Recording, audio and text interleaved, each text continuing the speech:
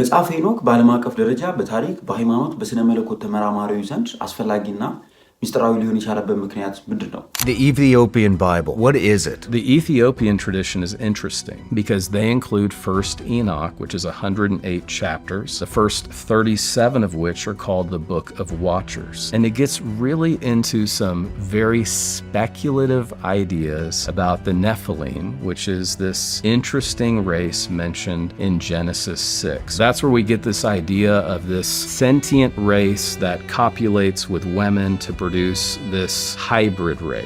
The Book of Enoch begins to speculate for 37 chapters about who this race was, who these giants are, and it's really fun and interesting, but it's not historical. 1st Enoch specifically, which is in the Ethiopian Bible, from a historical perspective, does nothing to help us understand Genesis 6 and the Nephilim at all. 1st Enoch was never removed from our Christian Bibles. It was part of the canon or library of Ethiopian Christians because their text developed in much more isolation, because it's amazing there are any Christians at all in Ethiopia after the Islamic conquest. በዚህ ቪዲዮ መጽሐፈ ሄኖክ ለምን ሚስጥራዊ እንደሆነና በኢትዮጵያ ያለው መጽሐፈ ሄኖክ በምን እንደሚለይ ሙሉ ዝርዝር መረጃውን እንመለከታለን።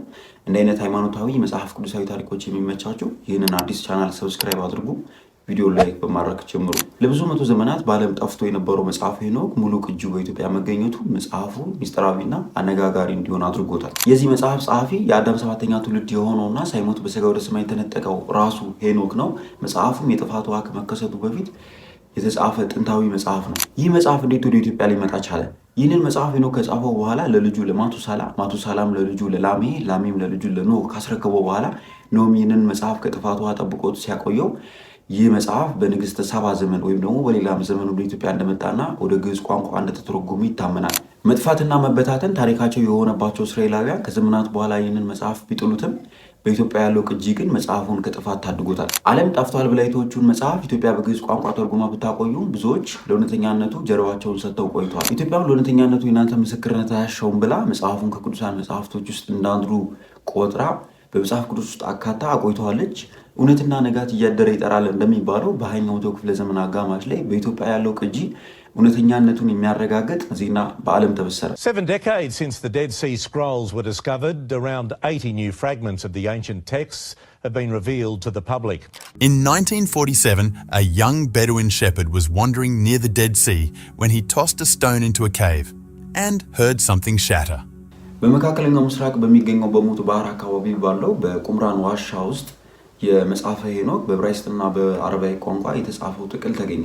The Dead Sea Scrolls have been called the greatest manuscript discovery in modern times. In 1947, 2 Bedouin shepherds were looking for one of their goats in the Qumran region when they found a cave containing earthenware vessels.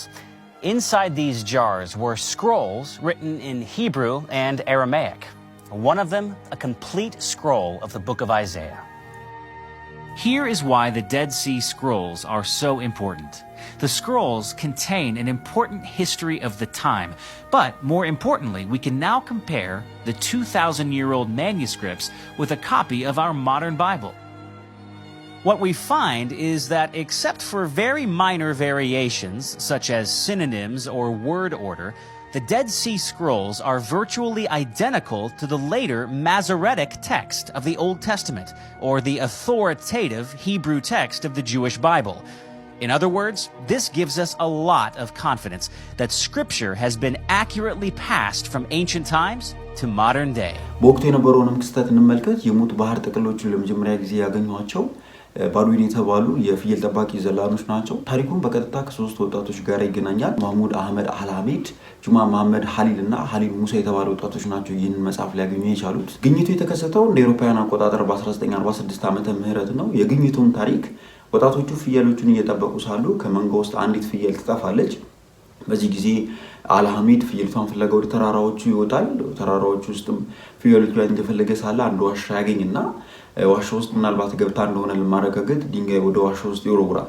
ወደ ዋሻ ውስጥ ድንጋይ ሲወረውር የሸክላ የመሰበር አይነት ድምፅ በዋሻ ውስጥ ይሰማል። በዚህ ጊዜ አልሐሚድ ወርቅ ወይም ደግሞ የተቀበረ ሀብት ያለ መስሎ ዘሎ ወደ ዋሻ ውስጥ ሲገባ በረድፍ የተቀመጠ ረጃጅም የሸክላ ማሰሮዎችን አገኘ። The Dead Sea Scrolls. Looking for a lost goat in the limestone cliffs above the Dead Sea, Arab shepherd boy named Mohammed Ed-Dib throws a stone into a small cave opening.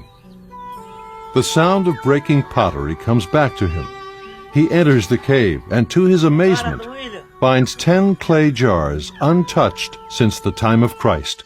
All were empty or filled with dirt except one, which held one of the greatest archaeological finds of the 20th century, the Dead Sea Scrolls. ወደ ዋሻ ውስጥ ዘሎ ሲገባ ግን ያገኘው ወርቅ ሳይሆን በጨርቅና በቅጥራን ተጠቅልሎ የቆዩ የቆዳና የፓፒረስ ጥቅሎችን ነበር። አርኪኦሎጂስቶችም የቁምራን ዋሻ አካባቢዎችን ሲፈትሹ ከ25000 በላይ ጥቅል ፍርፋሪዎችንና ከ900 በላይ ሙሉና ከፊል መጽሐፍቶችን ሊያገኙ ችሏል። ይህ ክስተት በወቅቱ ለኢትዮጵያ ኦርቶዶክስ ተዋሕዶ ቤተክርስቲያን የታሪክና የመንፈስ ድል ሆኖ አልፏል።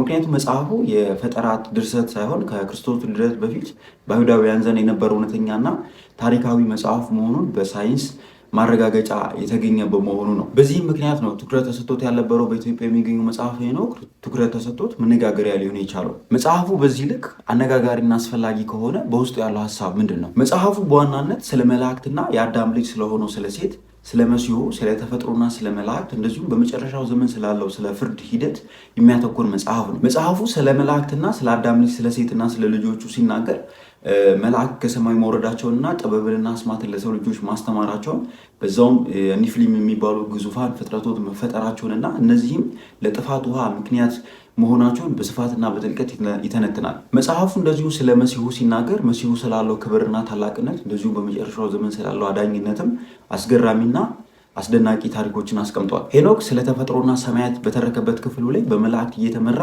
ሰማያትን፣ የከዋክብትን አካሄድ፣ የፀሐይና የጨረቃን በሮች፣ የነፋሳትን መውጫዎችና የዓለም ዳርቻዎችን የተመለከተበትን የስነ ፈለክ ወይም ደግሞ የአስትሮኖሚ ሚስጥራትን በስፋት አስቀምጧል። በመጨረሻም ሄኖክ የወደፊቱን ነገርና የፍርድ ነገር ሲናገር ጻድቃን ሽልማት፣ ኃጥአን ቅጣት እንደሚያገኙና ዓለምን በመጨረሻው ዘመን የምታልፍበትን የታሪክ ምዕራፍ በምሳሌያዊ አነጋገር ይተርካል። ይህን ሁሉ ከተመለከተን በኢትዮጵያ የሚገኘው መጽሐፍ ሄኖክ ምንድነው ልዩ የሚያደርገው? መጽሐፉ ብቸኛውና ሙሉ ቀኖናዊ መጽሐፍ መሆኑ ማለትም በኢትዮጵያ ኦርቶዶክስ ተዋሕዶ ቤተክርስቲያን ውስጥ መጽሐፉ ከቅዱሳን መጽሐፍቶች ውስጥ እንደ አንዱ የተመደበ ነው።